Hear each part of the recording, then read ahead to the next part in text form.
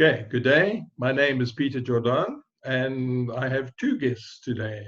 Chanel, that you know before, and I have Karen. Welcome to both of you. Thank you so much for coming in and being part of this experimental exercise. It's so far, it's been a lot of work, a lot of stuff for us to cover, but interesting. Today, I Thanks for want to having talk. us, Peter. Sorry? Thank you. Thanks for having us, Peter. Oh, you're welcome. You're welcome. Yeah. So today I want to talk about the subconscious mind and how the subconscious mind works on the inside of us, and works with us and works with our energy body and all of this. And it's a very interesting kind of subject, but it shows us how it is there and how it affects our lives and what it is that we attract to ourselves because of it, and also how it is that we operate in life because of it. So it's a very interesting exercise, and let's start off with, well, what do you guys know about your subconscious mind? Anything? How it works? Any kind of sort of clue? Or sorry, I shouldn't No, say I would guys, say I that should say ladies. Yeah.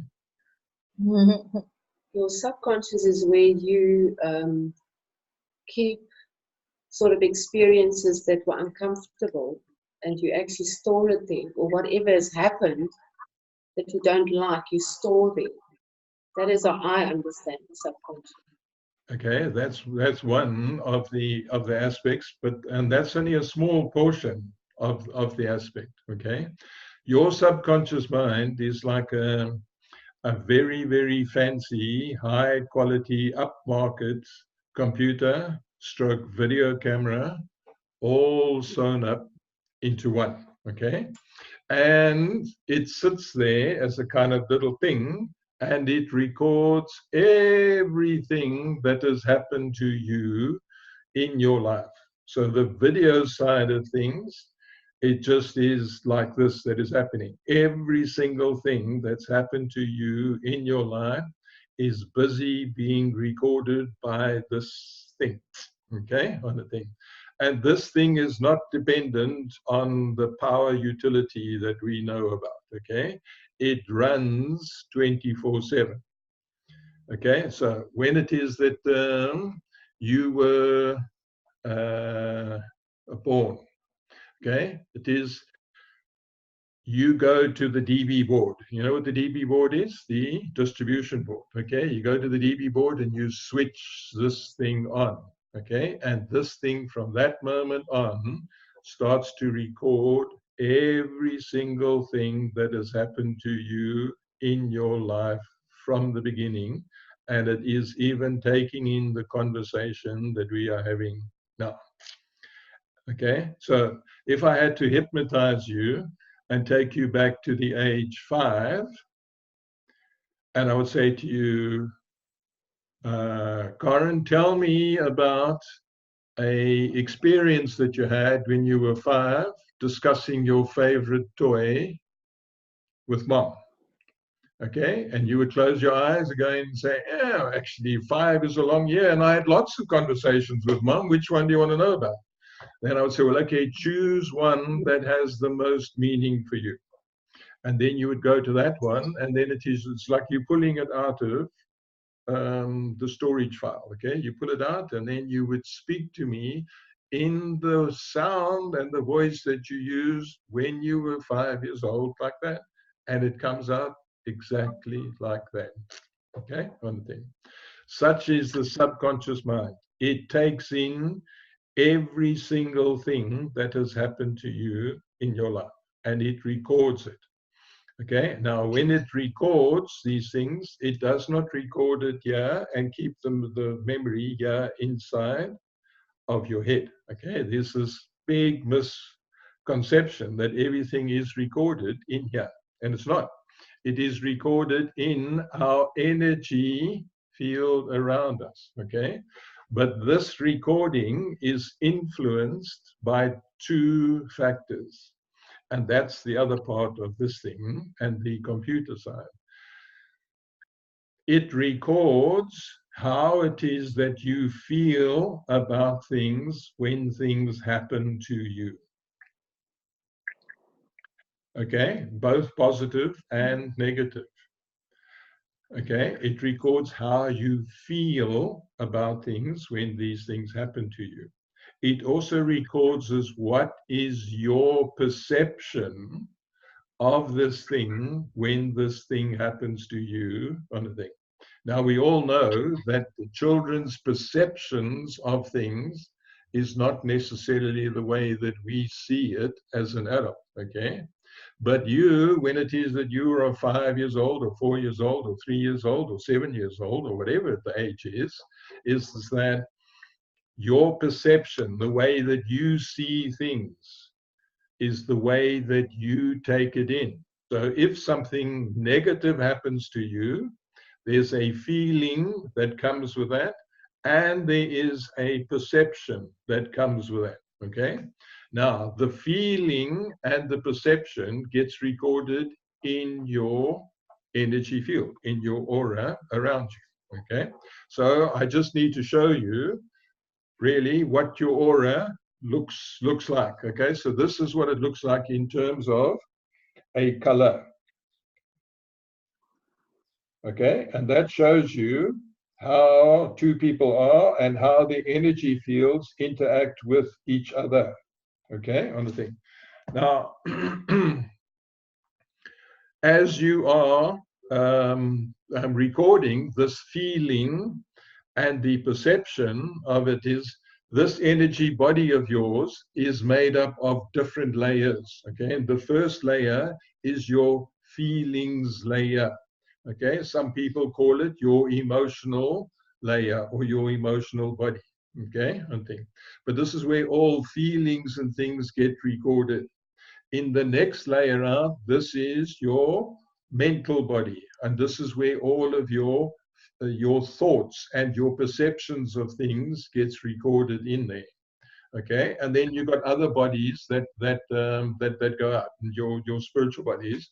Okay, and overall, your energy body looks like that. Okay, so now you can see what it looks like, okay, on the thing. And it's got the different layers on it. And there's also different things on there called chakras. And these chakras look like that. Now you've got 7 main chakras.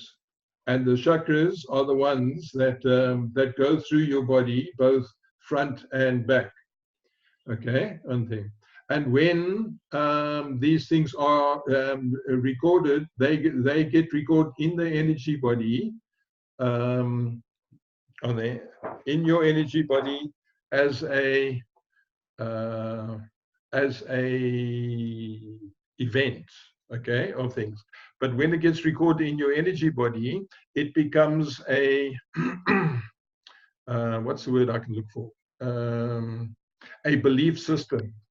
Okay, and the belief system is the one that gets held here between your feelings body and your mental body. It's the combination of these two that make up your belief system. And that belief system is shown up in your body in this thing, and I've just used various X's and zeros. Okay, now the X's would be the negatives and the zeros would be the positives. Okay, so we are made up. Our energy body has got a bunch of negatives and a bunch of positives in our body. Okay, now these also feed into our chakras, and our chakras feed into our physical body. Okay, so as they flow through, as your chakras flow through each of these energy bodies, it looks like that. Okay, and when they get blockages in, it looks like that. Okay, now when these energy bodies get blocked, on there, then those blockages then flow through into the physical body, and then this is how we become sick. Okay, on the physical side. But these blockages now sit there, and these negative, positives and negative, make you up, and everybody is made up the same way. Okay, everybody has got these positives and negatives in you. Okay, now these things influence you. They influence you through the subconscious mind. Okay, it influences you where it is that your kind of culture. Okay, on the thing, your culture and your home environment, whatever happened in your home environment, and in particular in the first 7 years of your home environment, forms the biggest impression on you as a child. Okay, and that biggest impression comes about directly as a result of this. Okay, on there, and it embeds itself in your energy body more and more. Okay, on there. Also, the position that you are born in the family, okay, has a direct impact on you as to how you behave, what it is that you do, what the interaction is, etc., etc. So, for instance, if you are born as an eldest child, there is the eldest child syndrome. Okay, there's an eldest child, well, not a syndrome, perhaps a better word would be is to call it a archetype. There's the eldest child archetype, there's a youngest child archetype, and there's a middle child archetype, and there is a only child archetype. Each one of these has its own kind of impact on you as a result of the experiences that go on in the family environment and the interactions that happen in every family. There's a certain characteristic of things that go on. Okay, and the eldest child has certain characteristics, the middle child has different ones, and the youngest child has yet more different ones. And you will find it is because of the way that the interactions happen at home, okay, that the eldest child, in growing up, the eldest child is the one that gets made to be responsible and to look after and to care for the youngest child. Okay, and so through the subconscious process, it is that the eldest child believes that if they look after and care for the younger children, then this is what they think that is love. And the youngest child goes through this thing and experiences this, and they deem that it is, well, then somebody is doing all these things for me, then it must mean that they love me. And this translates itself into, and there's a whole long story, it's a different story, which I will tell later on in a different video. But it translates itself into that if you look at a percentage of all marriages, most marriages consist of the eldest child marrying a younger or a middle child. It's very rarely that you end up with an eldest child marrying an eldest child because there's a conflict that happens in it. Okay, or likewise for a younger child to marry a younger child. And of course, the dynamics of the way that things happen at home, maybe the eldest child dies or something, or that is an accident, then it is that the middle child now has to take on the responsibilities of the eldest child. So they will have different kinds of mixes in them. Okay, so we can't make it a hard and fast rule, but we can make it a rule as a guideline of things about how they influence you. Okay, so this now makes you up. And the different kinds of experiences that you go through makes you up on things. So to take this to a little bit of a more sort of in-depth thing, if I had to make my hand here, this would be the physical part of you, and the fingers is the energetic part of you. This is the energy part of you. And this is the guy that you want to be interested in, okay, on the thing. Now, if you look at that, this is you and this is the guy, and this is him and his energy field, and this is you and your energy field. Now, it is that when everybody is interacting with others, or you're looking for a partner on, you know, or a boyfriend or a girlfriend or something that you're looking for, is that, you know, we can line up and give you, say, 10 different guys on there. And I'll say, out of these 10 different guys, I want you to choose one that it is that you would like. Okay, under them. All of them are different kinds of guys who've been through different kinds of experiences. And we'll say, well, go through and see which ones of these are the ones that you like. And you'll say, the first one, no. Second one, no. The third one, oh, yeah, no, I like him. Okay, and the third one, the fourth one, no, and the fifth one, no, and the sixth one, no, and then maybe the ninth one, yeah, no, I like him, and the 10th one, no. And say, well, what made you attracted to this kind of guy as opposed to that kind of guy? Because after all guys have got the same kind of equipment, okay, another thing. So why go for this kind of guy and not that one? What's this one got that's different to that one? Okay, and why and how does the attraction work between you and that person? Okay, and it works like this. So if this is you as the physical part of you, and this is your energy part there, and I want to make this simple. So we're going to call this pluses and minus, okay? Because we know plus and minus, you know, in terms of electrics, is that is positive and negative negative are attracted to each other. Like your strengths and your weaknesses. Exactly. Okay, but let's move it away. Or I'd much rather prefer to use strength and weaknesses on there, okay? Because this would be a strength and this is a weakness, this is strength and weakness. Or we can say positive, negative, etc., okay? So this would be you, positive, negative, so on and so on. Okay, so this is the profile of you. Now, when it is that you come into contact with different kinds of guys, is that there's an energy exchange of the meetings of the energy between you and different kinds of people, okay?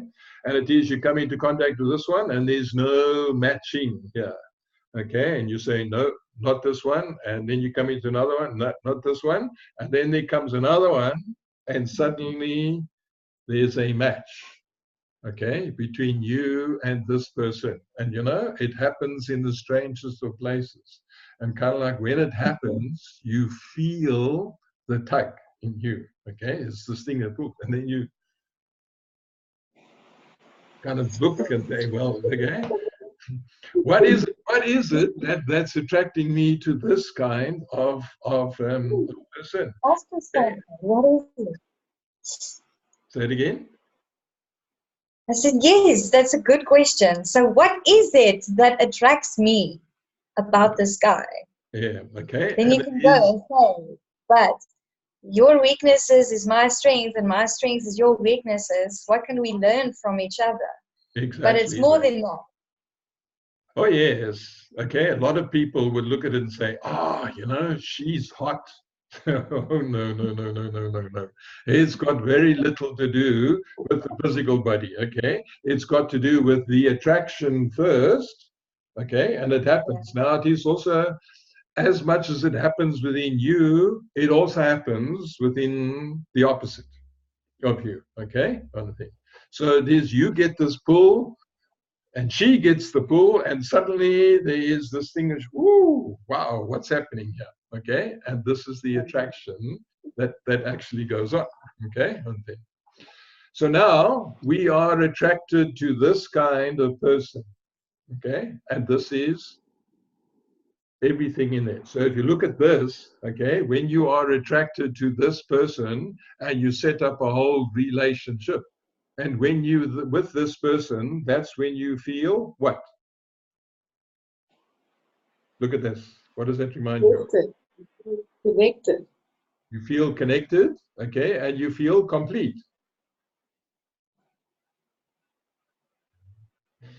Yeah, no, not anymore. I don't need anyone to complete me, but to learn from, yeah. Okay.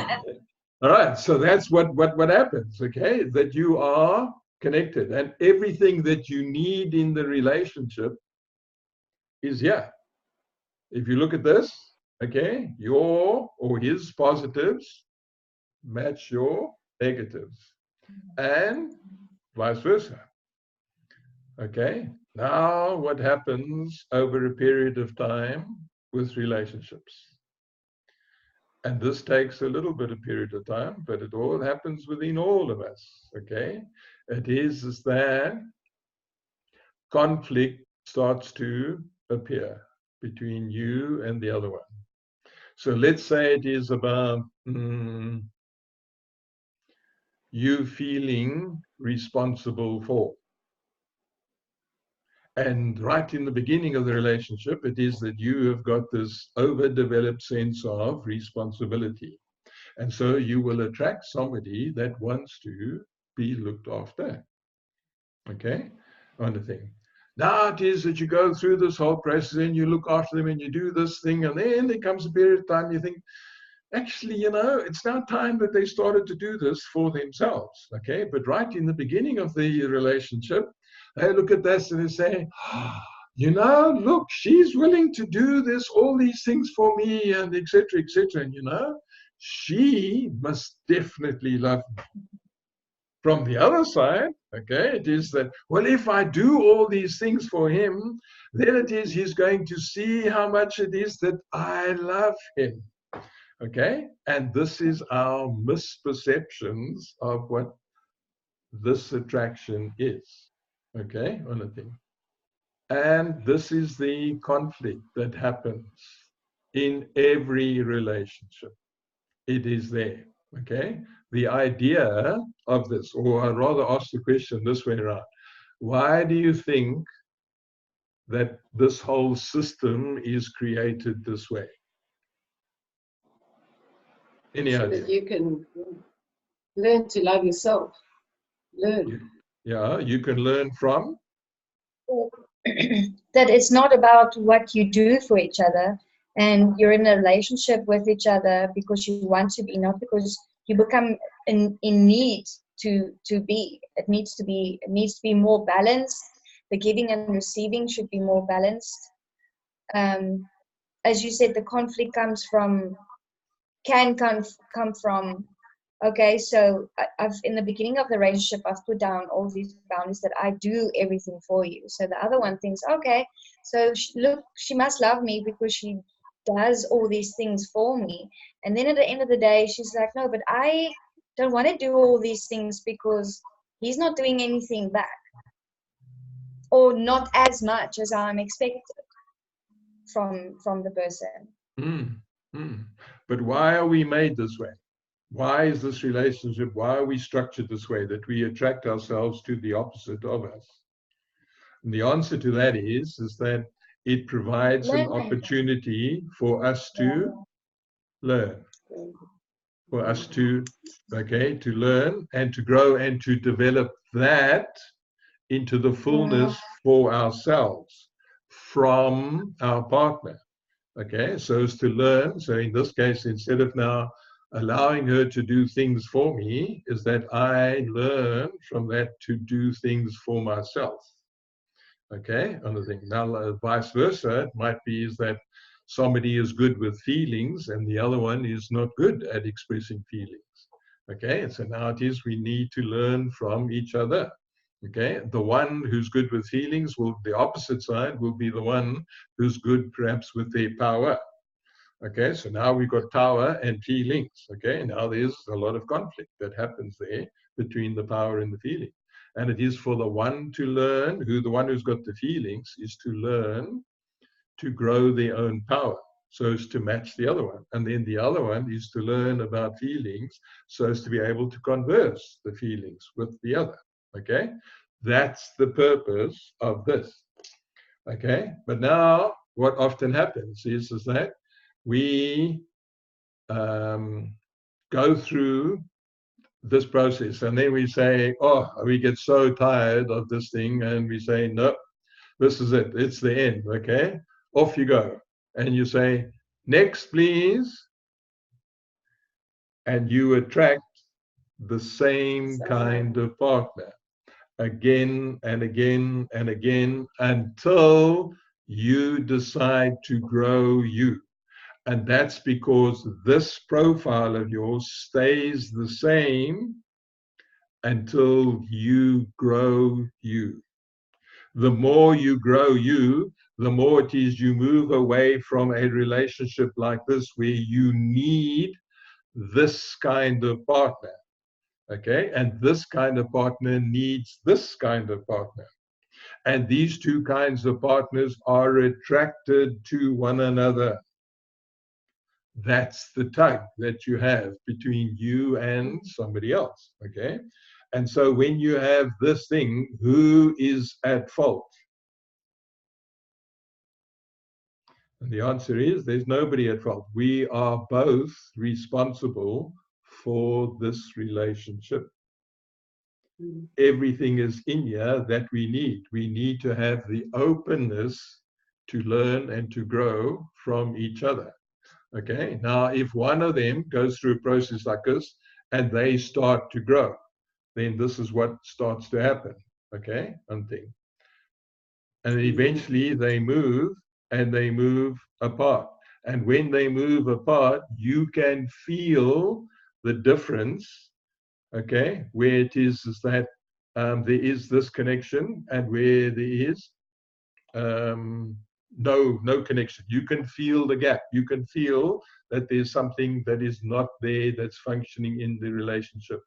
And this causes many of the relationships to break up.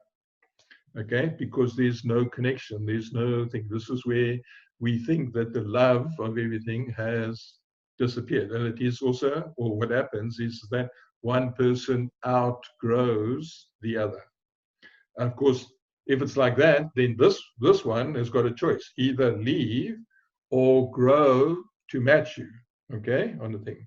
And as you match, and you match at a higher level, there's a less and less of a need for you to need this kind of partner. Okay, the idea is for you to grow more and more until you get to the stage that you are like that, where it is you haven't got this need of a partner, but it is now you with this partner because you want to be there, not because you need to be there.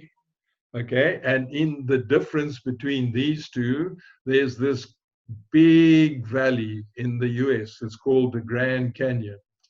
Okay, the need is on one side and the want is on the other side. And there's one hell of a big hole in between. Okay, on the thing. We need to get to the side where the want is, where it is that I'm in this relationship with you because I want to be there, not because of the need. Okay, so this now shows you on a fundamental basis is that everybody, them and their energy and the way that things work in their lives and what it is that they attract to themselves, not only in terms of relationships, but this thing works on the same basis as in a workplace or in you in a business or you in everything, that it is that you attract things to you because of the way that you are. Okay, if you take it a little bit further, those people that are really negative, okay, and in this country we got them people that are really negative, they're the ones that stand on the street corner and say, well, you know, I've got 3 Ferraris and 5 wives and 15 children to feed. You know, please dish out some money, okay, in terms of begging and everything else, okay? That kind of person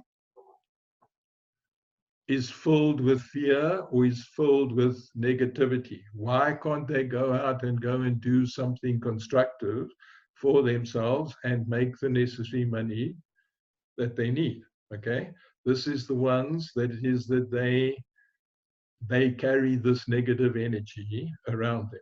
And so when you've got the negative energy around you, you always attract negativity. Have you ever seen a highly positive person, highly positive businessman standing on the street corner with his little placard up? Yeah. Okay, you won't see that. Okay, why don't you see that? Because he's always able to attract, or she's able to attract, positive opportunities to themselves. Okay, so this is a direct indication of what it is that you've got to do for you. Okay, it's also a very good thing for you to start to look at, is that whatever's on the inside of me is reflected in my energy, is reflected on the outside of me of what it is I attract to me. Okay, if I don't like what it is I attract to me, what do I have to do? Change me. The more I change me, the more it is I will change the energy field, the more it is I change the environment around me. Okay, so the lotus of control, and this goes to, on my website, I talk about the universal laws. And the first universal law is the law of control. To the degree that you take control of yourself and you grow yourself, to that exact degree that you take control and grow yourself, is it shown on the outside of you. The converse law is the law of accident. To the degree that you do not take control of yourself, you do not sort out your own issues, you do not sort out your own problems, to that degree and to that exact degree is reflected in your energy and is reflected outside as an accident waiting to happen. Sure. Okay? So it is through yourself, it is you have got the total control or the total ability to control what goes on and what happens in your life.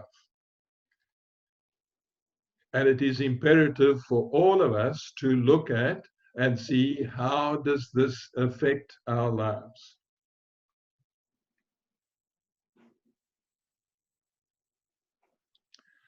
Okay, now take it one step further. Those that have been sexually abused.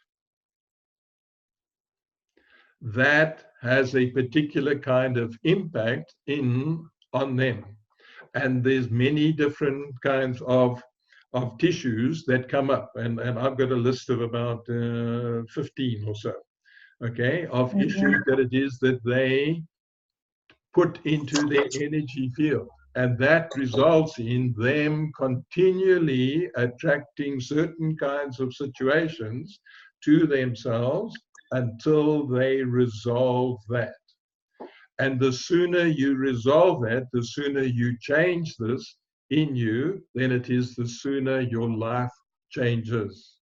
And it's not something that you have to go and do, it just happens because you've changed the inside of you. And that's the power that is given to us by the Creator. And we say thank you to the Creator for giving this thing, because now it is we know we can change our lives completely. So that's where I would like to end this bit. Have you ladies got any pearls of wisdom for our listeners, or any comments that you would like to make on this? Well, if I was a dealer right now, I would probably think, okay, so this is very true, and I can see maybe I'm attracting the wrong men in my life, and my ex-boyfriend is exactly the same as my boyfriend now, and what am I doing wrong? And I'm hearing everything that Peter's telling me, and the viewers has been through this. Where do I start? where do I start with my healing? Say I was sexually abused, or I want to know where my place and my place is in a family. Why is what certain characteristics do I have? I want to do me. I want to start with my subconscious progress.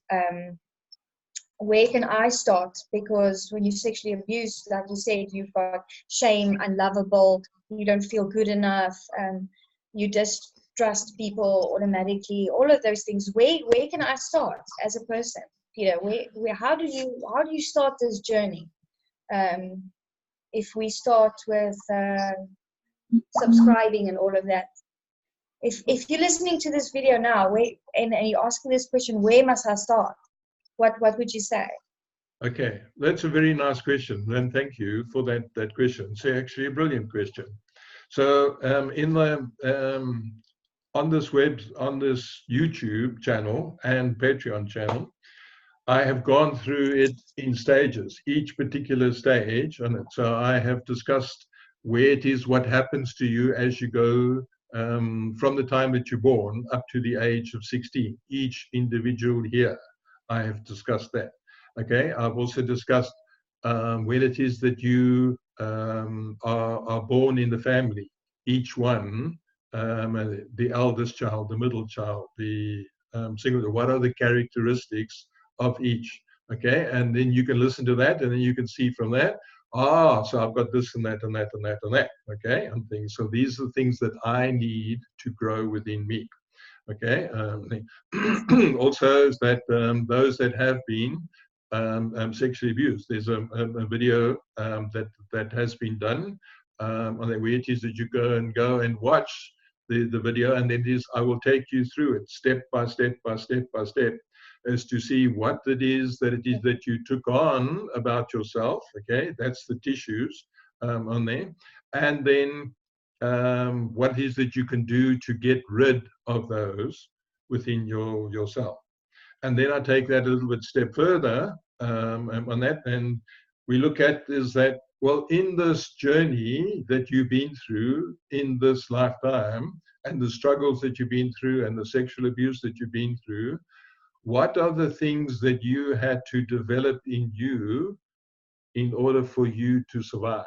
What are these things in you? And these things is the positives or the strengths in you. Okay, so we bring those out, and we get you to see now what are your strengths. Okay, and we end up with a situation where it is that you've got a whole bunch of strengths. So let's call these a strength. Okay, on a strength, and we call these are the negatives. So when it is that we look and we see these negatives and we resolve these negatives in you, then these negatives go away, right? So when they go away, like then what are you left with? The positives. Okay, and it is for you to see, it is that I am not these, because these are your reactions, these are your things that are controlling you.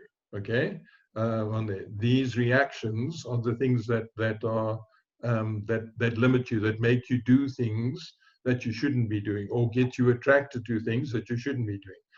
Okay, once you resolve that, then it is you're left with the positives. Then it is you can't help it, but life then just becomes much more positive for you. Okay, and that's the benefit of you growing, kind of thing. Now this reminds me that it is that there's a portion of this thing that I perhaps didn't cover or didn't express well.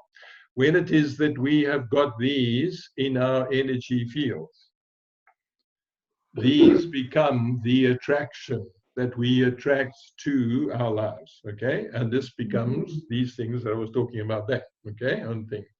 Now when it is that you are in a situation that you attract to you, okay, on the thing, and this thing gets triggered in you, then what happens is that this thing is triggered in you, and this is the past event. Okay, remember that this thing came about as a result of something that happened to you in your earlier years. Okay? And when this thing happened to you in your earlier years, this is the trigger that happens in you, and you look through this. And when you look through this, this becomes your projection that you place onto people. Okay? On a thing. And when this thing is triggered in you, then, you know, I will say to you, but it is that I am not being responsible for you. And don't you tell any different to me, because I can see for myself. Okay, but I see a distorted picture. Okay, it's when I get you to, I remove this thing from you and you start to look at life, then you start to see life completely differently. Okay, when you see life completely differently, you have dissolved this, then this comes to the fore. And that's the thing that we're after. Okay, and that's why it is you go through this work, and the more that you go through and the more that you see different aspects of this, the more it is that you start to change you. As you change you and grow you, you can't help it. Life just becomes more and more positive. And that's what I'm after. Yes. Yes, you can feel it. And it becomes a physical change too. Okay, because it is those chakras that I showed you early on now become clearer, now become open. The energy starts to flow. The energy starts to flow through the body in a clearer way. Okay, that's why it is that all diseases, all of them, have got an emotional component to them that is making you sick. Okay, all of them. You can call it cancer, diabetes, heart attacks, everything. All of them have got this emotional component. Of course, it is that, you know, you can be in a asbestos mine and you breathe asbestos in, then you will get cancer, obviously. Okay, but it is, if there is an emotional thing in you, and then it is you grow this cancer in you, or you grow this diabetes in you. Clear this stuff out and you can't help it. You just get better, because that's the way that you design. That's the way that you work. That's the way we all work. Okay, very controversial in some areas. In other areas, people say it's obvious. Other people say that's nonsense. Well, whatever it is that you believe is what you believe, and I respect that. Okay, one thing. Any other wonderful questions?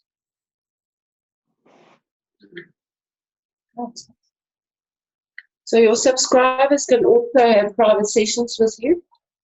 Yes, yes, and all of those would be in the link below as to how they can contact us and then speak to us again. Often it is that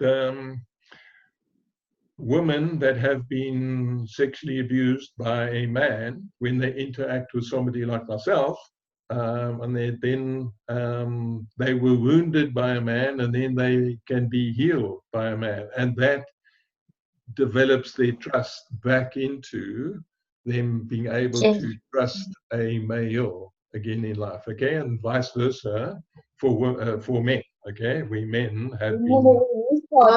I've Remember witnessed when we that. started? The first time I saw Peter, I'm like, oh. I just cried. I couldn't say a word. No, I was scared. Yes. And I Yes. must just tell Look at us now. subscribers out there that it took me a while, but Peter is awesome. He Changed our for lives. me, it was an investment for the rest of my life. And I can really, I'm a different person. It took me long enough, Peter, but I can just tell you what I'm feeling now, the freedom and just knowing who I am. Yes, And as a being person. Karen, I wasn't Karen. Now I can actually face life. I don't need anybody to make me happy. You have to make yourself happy. And if you just work on yourself, you can be the best to your kids. You can have the best relationships, and you can just see why isn't life working? Why don't I have abundance? Why have I got issues at work or at home or relationships? Go dig into this with Peter, and don't stop, you know. What I can also say is that, yes, you have all the bad that has happened in your life, in the end, has made you a better person. And He if helps can you look switch at it that like around. that, even Yeah. I've had a few relationships after starting with Peter, got divorced, went through all of that. But only now I know who I am, what I want, what I don't want, what I will take, what I want, and I'm not scared, because fear keeps you back in life. Yes, man. Depression, all of that. Anxiety. People, anxiety. And no matter what you go through in life now, you're not scared. You actually still feel happy, although it feels like you get hit down by so many things. You still feel happy. No. It's weird. People look at me, they say, "How do you do it?" I'm like, "You just do it." Subscribe. Listen to Peter. Change your life. Grow. Guys, I've known him for 9 years. He has changed my life. That's all I can say, and I mean that totally from my heart. Yeah. Thank you to real. both of you. Yeah. Yeah, Thank thanks you for having so us, much. Peter. Okay. Thank you. Thank you so much. Bye. Bye.